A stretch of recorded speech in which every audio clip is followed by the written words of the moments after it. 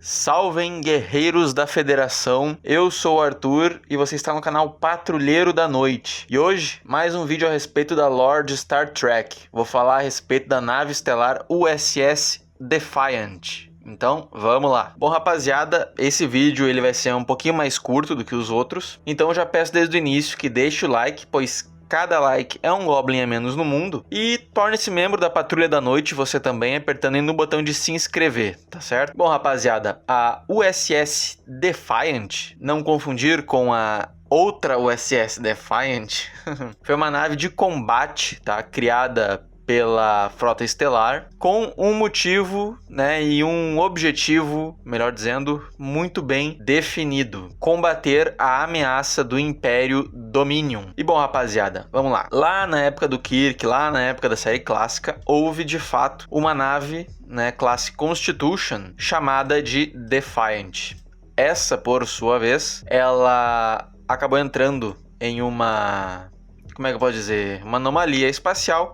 E ela foi parar lá no universo do espelho, tá bom? E o que aconteceu com ela? Bom, a gente vê o que aconteceu com ela no episódio do universo do espelho de Star Trek Enterprise, onde a galera do mal lá do Império Terrano consegue pôr, né, as suas mãos na Defiant. Inclusive, a gente vê armamentos, né, da época da série clássica, a gente vê os corredores que são basicamente iguais às da Enterprise, da série clássica. Os personagens de Enterprise colocam os uniformes coloridos da época, na época do Kirk, né? Então, lá da série clássica. E é isso aí.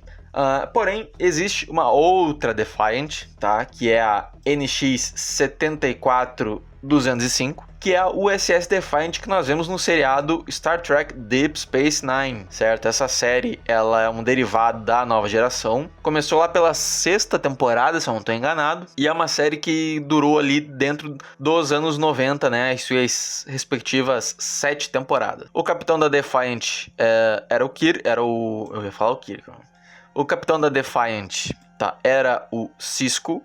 Ela ficava estacionada na Estação Espacial Deep Space Nine, né, ou DS9, ou simplesmente, enfim, Estação Espacial 9. E ela foi projetada única e exclusivamente, né, para o combate. Tá bom, não tão exclusivamente, mas de fato para o combate. O Dominion era um inimigo extremamente poderoso, né? Ainda vou fazer vídeo a respeito deles aqui nesse quadro de lore. E bom, a Defiant era uma nave bem pequenininha, certo? Principalmente aos padrões, né, do que a gente está acostumado. Ela tinha uma tripulação aí que variava de 50 a 60 pessoas, porém ela era extremamente poderosa, tá? Ela era armada até os dentes. Alguém pode perguntar, mas Arthur, por que tu não, né, quando fala dessas naves, por que tu não fala a respeito dos armamentos delas, né? Bom, na verdade eu não falo muito porque é só repetitivo, né? Porque em tese, quando tu fala de um, tu já tá meio que falando de todas as outras, né? Salvo raríssimas exceções. Então, se eu falo a respeito da Enterprise do Kirk, a do Picard vai ser basicamente a mesma coisa, só que, entre aspas, atualizado. Então não tem porquê, na minha visão, eu ficar me repetindo muito, certo? Bom, o comprimento dela fica em torno aí de 120 metros, largura 90 metros e altura 30 metros. Né? Se comparar aí com as outras naves do mesmo período, no caso a classe Galaxy, dá pra ver que tem aí uma bela diferença, né?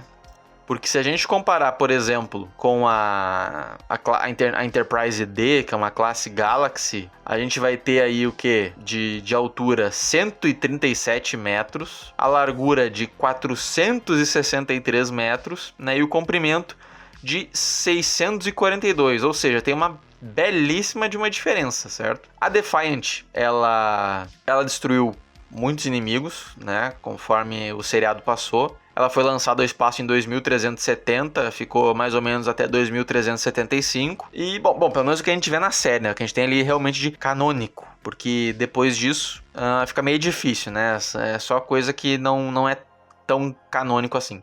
Ela está preservada no Museu da Frota, como nós vemos na 3ª temporada de Star Trek Picard, que é a única que presta, por sinal, sempre tem que falar isso, tá? A 3ª é a única que existe e que presta. E bom, na verdade existiu mais de uma Defiant, tá? Por quê? Porque a Defiant original, digamos assim, ela não durou muito, ela foi destruída. Porém, a Frota Estelar, ela fez uma nova nave, certo? Que era exatamente igual à anterior, convenientemente. E o nome de batismo dela, digamos assim, era USS São Paulo. Não sei por que tinha esse nome de São Paulo, a segunda Defiant.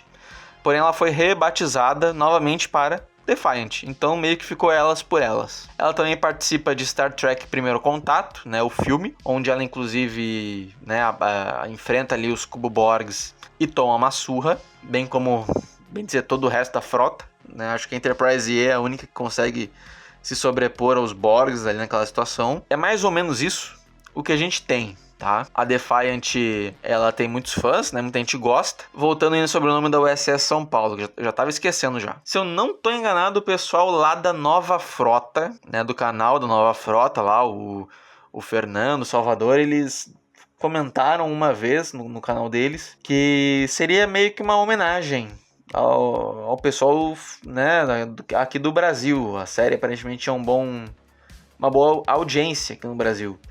Até onde eu lembro era mais ou menos isso, tá?